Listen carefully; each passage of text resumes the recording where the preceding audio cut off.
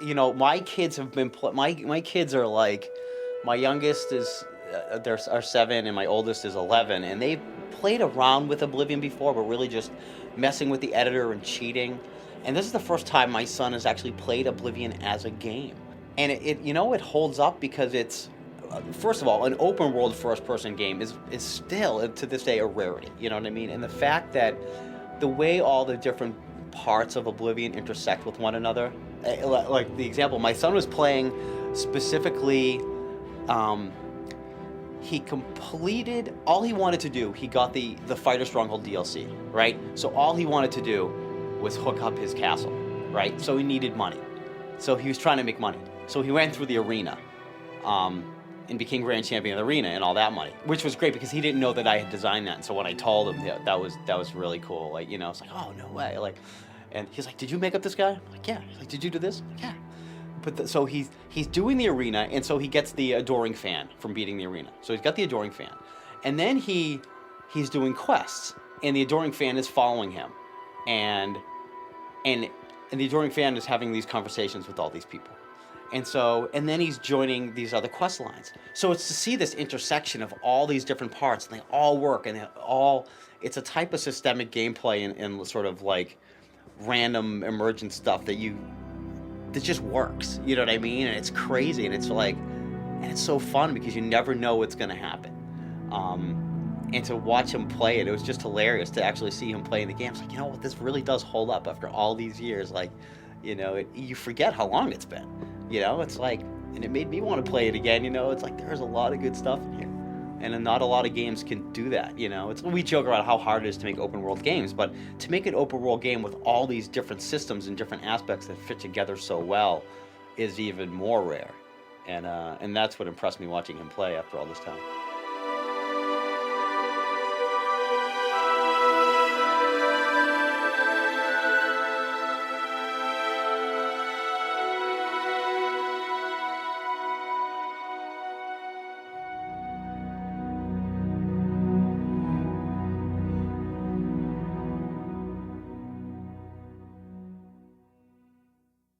I feel like that was entirely boring, actually. No. That was good stuff. You keep that in. Oh. Yeah, right. That was nothing funny. No funny anecdotes. And then there was the time when I took off my pants and I said, "Here's my Dark Brotherhood dagger." Like, he is still recording. So there you go. That's the Easter egg. That's my Dark Brotherhood longsword. That's what I meant to say.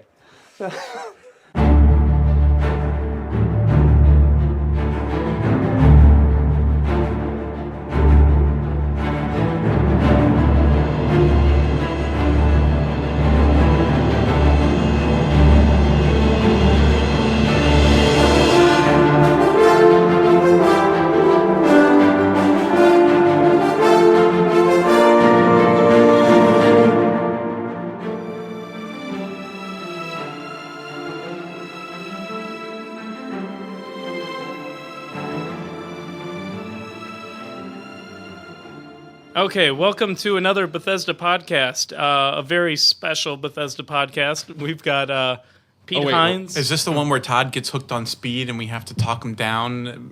He's taking. You never. I guess Family Ties. You're doing that. You're doing the after school special. That's a very joke. special Family Ties. Remember Michael Keaton and his friend Speed, and then he. It's died. not Michael Keaton. It's Michael J. Fox. Michael J. Fox. Yeah. That's a good one.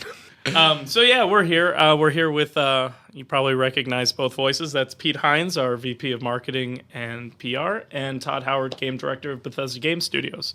How are you guys doing? I'm excellent. I can't speak for Pete. I'm doing well. Thank you. Okay. Well, we're here to mark the 5th anniversary of Oblivion, which was March 20th, I believe. And we just thought we'd, sit down and talk about the game. It's been 5 years. And, what sticks out in your guys' mind when you think about Oblivion now?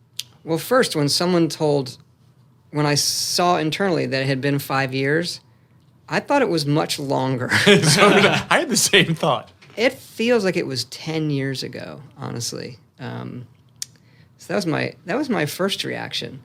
And I guess that, I don't know what to attribute that to, that it felt like it was so long ago. Maybe because there's so much stuff in the game and things that people have done with it and the fans have done with it. but also I think when we make a game, it's very long making the game. So maybe my mind went back to when we started it, which was about 10 years ago. Right. It was 2002. So maybe that's what it was. That was my first reaction to hearing that. The memories of the development, I have two big ones, which are when I pitched the game internally. It was right after Morrowind. Morrowind had done much better than our internal expectations for it. And it really had, it was showing like it was, selling really well. People liked it at a very good rate, not just, at first and then dropped off. And everybody would assume that you would do a sequel to, all right, this was a big success. We'd like a sequel in 2 years. That's the playbook. And I was like, yeah, but what if we took twice as long as, we took 4 years and made this really bigger, crazier thing for the console, the next console cycle, which we don't know what it looks like yet. The fact that I sold that, that I got, okay, is still a little bit amazing. And we made some guesses as to what those consoles would look like. Because you didn't really have any idea at that point, with a hard drive on top. We had no idea, but you could make guesses based on general hardware cycle memory. I think generally goes up 8 times. There's certain things. It'll have a hard drive. It'll use these types of pixel shaders. We made some relatively good guesses. I actually remember when you and I went out to Microsoft to show a bunch of people at Microsoft, like a super secret thing, and we showed them Oblivion for the first time. And again, this is before 360 had been announced or confirmed or anything, and Todd sort of presenting the game and like, well, here's all of our assumptions. And even then, like, they wouldn't say, well, like, yes, that's correct. They would just sort of give us vague, like, well, you're on the right path Blink in terms twice of where if there's you're. a hard Yeah, drive. like it was. Even then, it was sort of like, showing it to the people who were making the thing, and they at that time couldn't even tell. It was like Todd, meeting government agents who have seen aliens but are not allowed to accurately describe them. Something like that. Wow. But we're really into chitin armor, as I recall. Like, yeah, they had very specific. yeah, like they really, there was a couple of really big like Morrowind fans in the room, so they both had deep knowledge of what we were doing and deep knowledge of what they were doing, but they would only share half of that with us, and it wasn't the half we really needed. So E3 is a big memory. We can talk about that later. But mostly Oblivion is, for me, is colored by not knowing if it was ever going to work. Because we knew we wanted to go on these consoles, and by the time we got the final hardware, we were doing a lot of crazy stuff. And it really wasn't until late in the game that they added the extra memory. It was 256 megs of RAM for a long time in the 360. And I know that we and Epic, a bunch of developers, were kind of banging on Microsoft that you really need 512, or the games are not going to have the resolution that you think they're going to have on the screen. And this is the feature we need most. Microsoft's comeback was the feature you need most is install base. And that was their number one. So if they need to do X, Y, and Z to have that happen. Right. And I remember when they told us they were upping it to 512, we literally had a party. We had the 512. we had a 512 party. With 512 party. Nice. Like cakes with memory sticks or something. I think it was very quick. No, it was just beer. Just beer. Yeah. Just straight up beer. And it was the happiest that I've seen some people here ever. Mostly programmers. Yeah. Scott Frankie, programmers. Yeah. I was curious, as you were talking, I was just wondering, was there ever a point when Oblivion, it seems like this, the title that makes sense for the game, did you ever have another title you were floating around for? Never. No, Never. That was the title from when we started Morrowind. Oblivion, the plane of existence, is actually named for a line in Excalibur, where I think it's Merlin in the beginning says, "I cast your soul into oblivion." I forget. I think that's a tidbit nobody knows. You were talking about E3, the presentation. That was an interesting year for us because we did Oblivion, we had a booth, but Oblivion wasn't in the booth. We had Oblivion sequestered off in a separate little room at the end of the hallway because we wanted to do a mini theater. And so the combination of that and showing Oblivion in that room, and then doing all this stuff with Microsoft, and I remember that being like a hugely stressful big deal, like getting all this stuff together for them to show it on stage. But Right, because that was their press conference, right? Right, for their press conference. But the thing I remember most about that E3 was the very first day of the show, the power went out in sections of the convention center, which just happened to include the air conditioning for our room. Not the power, just the air conditioning. And so we were running the game that time off of a PC, and we had fans in the room, but we, instead of cooling the audience, we had them all blowing into the PC because we were so worried about It did overheat a bunch of times. Overheating, yeah. And then we realized we need to point the fans at the machine. Yeah. But, I mean, that room got gamey, to say the least. I mean, we were jamming 20, 30 people into a very small little theater, and it was constant. And they loved it.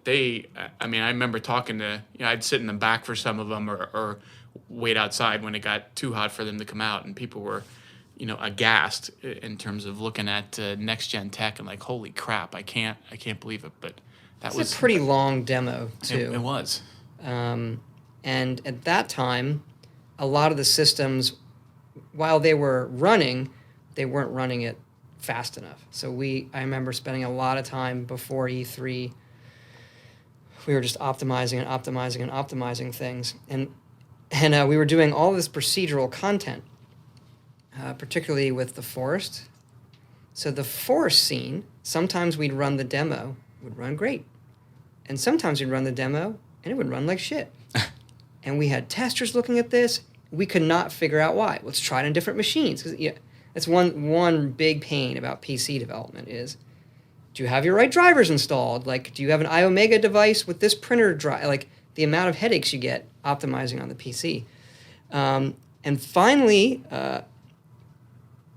one of the guys testing it noticed the grass looked different when it ran slower, or certain things visually looked different. And then we realized it was generating. Sometimes when you ran it, it generated more stuff of particular things, grass, trees, that made it slower.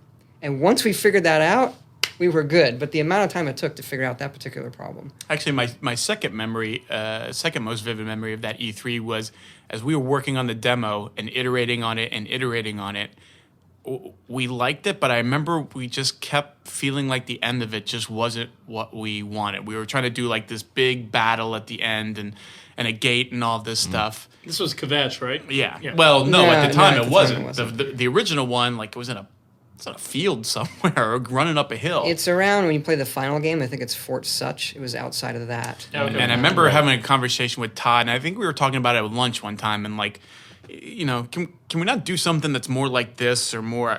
I don't even remember what the example was I used. And I think Todd went to, was it to Kurt, to Istvan, to somebody?